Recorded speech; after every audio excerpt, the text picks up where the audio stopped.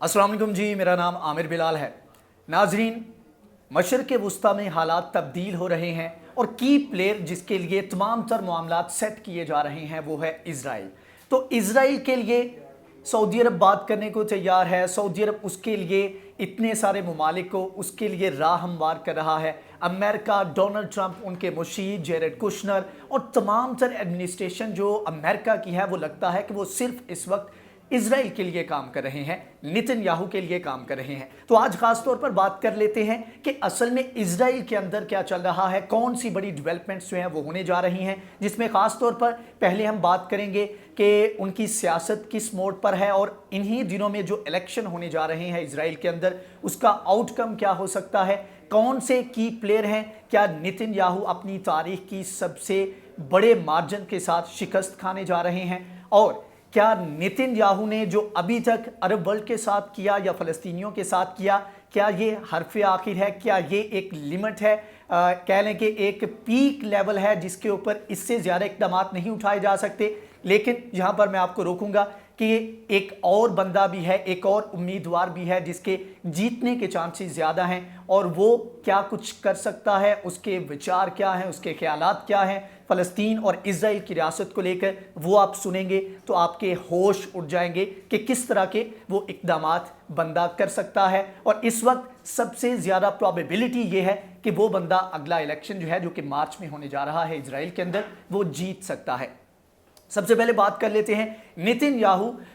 इस वक्त जो मार्च में 2021 में इलेक्शन होने जा रहे हैं, छठी मरतबा वो वज़ीर आज़म बनने के लिए या गवर्नमेंट संभालने के लिए ये इलेक्शन लड़ने जा रहे हैं और एक बहुत लंबे अरसे तक उन्होंने हुकूमत की है। और इज़राइल की जो कि दीगर अमेरिका के साथ, अमेरिका और इज़राइल का बयानिया तकरीबन मिलता जुलता है, डेमोक्रेसी की बात करते हैं, स्टेबिलिटी की बात करते हैं। पाकिस्तान जैसे ममालिक को तनकीद का निशाना बनाया जाता है कि जी इधर जो है आए दिन हुकूमतें तब्दील होती रहती हैं, लेकिन अंदाज़ा करें कि 2 साल के अंदर 4 मरतबा हुकूमत तब्दील हो चुकी है इज़राइल के अंदर। नेतन्याहू ने तकरीबन 9 माह पहले जो है ये गवर्नमेंट बनाई और उस वक्त उनकी जानिब से जो ऐलान किए गए, जो बयानात दिए गए वो ये थे कि वो एनेक्सेशन जो है उसको वो रोक देंगे और दीगर चीज़ों के ऊपर इक़दाम करेंगे और इसी एक प्लान को लेकर वो चलते रहे। अब हुआ ये कि उनके ऊपर इल्ज़ामात क्या हैं। सबसे पहले इल्ज़ाम यह है कि वो करप्शन की है उन्होंने, इसके अलावा कोविड-19 को मिस हैंडल किया है और अवाम में काफ़ी ज़्यादा अनरेस्ट पाया जाता है। इजरायली नहीं चाहते कि वो अगले वज़ीर आज़म बने और ज़्यादा परसेप्शन जो बनी हुई है वहाँ पर वो यही है कि इस वक्त नेतन्याहू के जाने का वक्त हुआ चाहता है, उनको अब मज़ीद गवर्नमेंट में नहीं रहना चाहिए। लेकिन एक की प्लेयर हैं जो अहम चीज़ उनके हक़ में जा सकती है वो ये है कि इस साल में उन्होंने जो अरब पीस के नाम से अरब वर्ल्ड के साथ जो पीस डील्स की हैं उसका काफ़ी ज़्यादा उनको एज मिल सकता है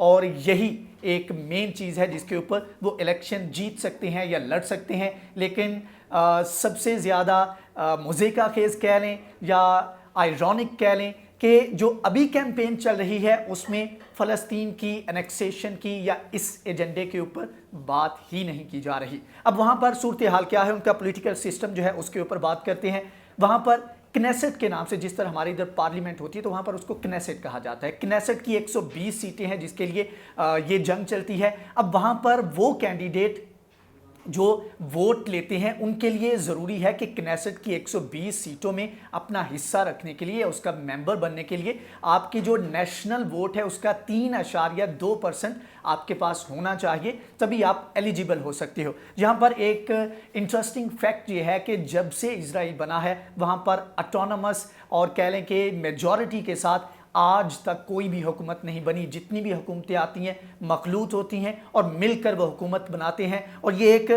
मल्टी पार्टी सिस्टम है। वहाँ पर ज़्यादा पार्टीज़ होती हैं, साथ में कोलिशन के साथ ये गवर्नमेंट बनाई जाती है। अब हुआ ये कि वहाँ पर जो एक बड़े लेवल की जो एक तंजीम कह लें या ऐसे कह लें कि जो पार्टी है, लिक्विड उसका नाम है LIQUD, इसके जो सदर हैं उनके बारे में कहा जा रहा है कि वो ये इलेक्शन जो मार्च में होने जा रहा है उसमें ज़्यादा सीटें ले सकते हैं। तकरीबन 29 के करीब जो है ये सीटें वो ले सकते हैं। लेकिन मसला ये है जो ज़्यादा डेंट डालेगा नेतन्याहू को वो ये है कि अक्टूबर में एक जो पिछली गवर्नमेंट थी, पिछले साल जो गवर्नमेंट बनी, उसमें एक एग्रीमेंट किया गया।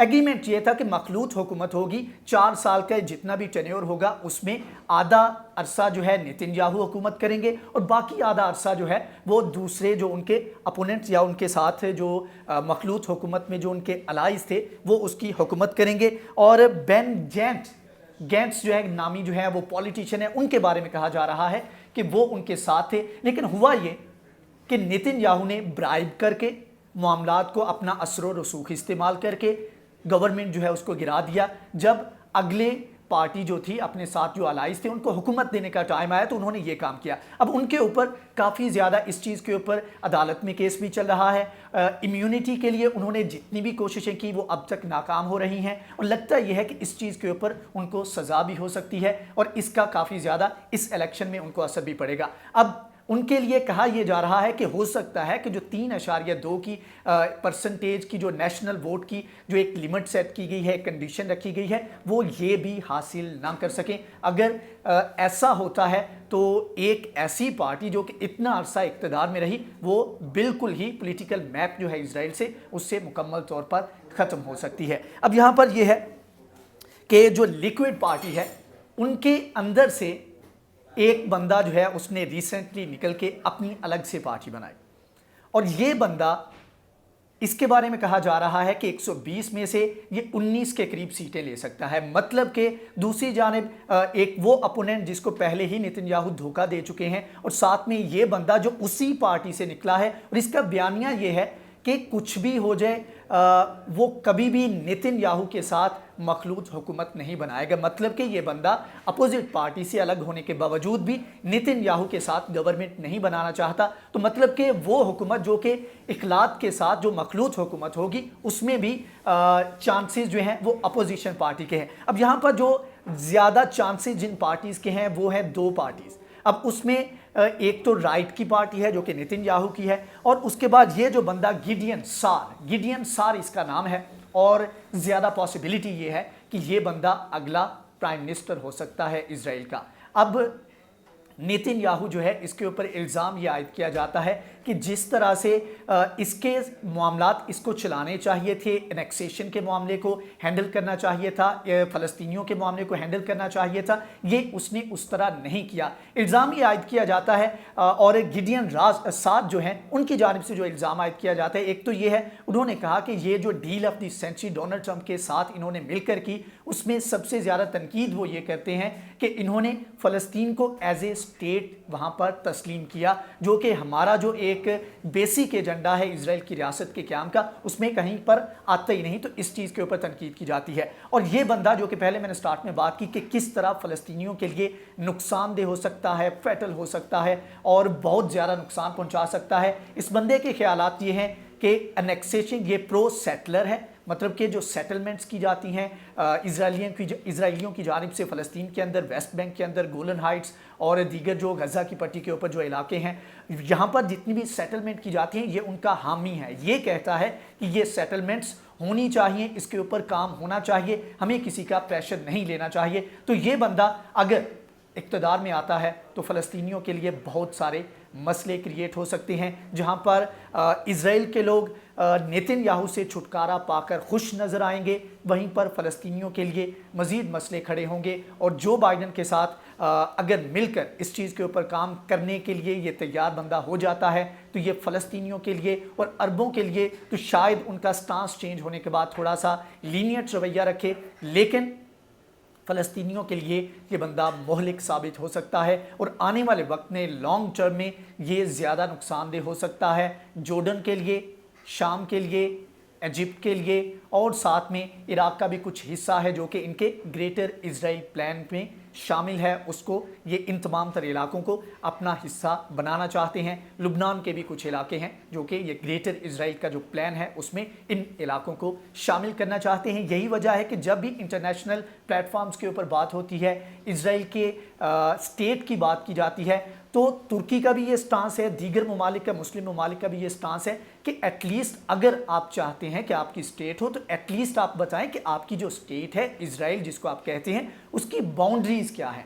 लेकिन इन बाउंड्रीज़ के ऊपर कोई भी बात नहीं करता, क्योंकि उसमें दीगर जो हमसाया ममालिक हैं उनके बहुत सारे इलाके भी इन्होंने आगे जाकर, जब भी हालात साजगार हुए, इन्होंने अपने मुल्क के अंदर शामिल करने हैं। तो ये थी डेवलपमेंट, ये था इसराइल के अंदर जो कुछ चल रहा था। और ये 2 से 3 महीने और ख़ास तौर पर ये 20 दिन जो डोनाल्ड ट्रंप की प्रेसिडेंसी के हैं, ये काफ़ी अहमियत के हामिल हैं। इसमें देखना होगा कि इजराइल किस हद तक कामयाब होता है। क्या ये जो पीस डील नेतन्याहू ने की, क्या ये इनको मार्च में बचा सकती है, इनका जो दौरे हुकूमत है उसको एक्सटेंड कर सकती है। ये इन तमाम तर सूरत हाल जो है, इस तमाम तर जो मामलात हैं, इसके ऊपर हमारी नज़र है, उसके बारे में हम आपको अपडेट करते रहेंगे। अगर आपको ये वीडियो पसंद आए तो इसको लाइक करें, शेयर करें, हमारे चैनल को सब्सक्राइब करें। नेक्स्ट वीडियो में हाजिर होंगे, तब तक के लिए अल्लाह हाफिज़।